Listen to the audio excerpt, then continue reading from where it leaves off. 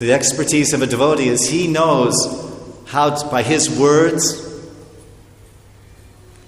by his bhav and prabhav, by his love, and by his influence, he knows how to encourage that covered devotee and how to fan that spark in the heart and make it burst into a big flame, a jyoti, bhakti jyoti, a big flame, a light of devotion. So when someone reads a purport like this, Prabhupada commenting on Maitreya Muni's teachings, then he becomes so encouraged. But then Prabhupada makes a warning. He's saying, the encouragement is that surrender to Krishna, be pure in your motive, pure in our purpose, in our motive. And then Krishna will do the rest. Like they have these, I remember some advertising slogan, you rent a car with us and leave the driving to us.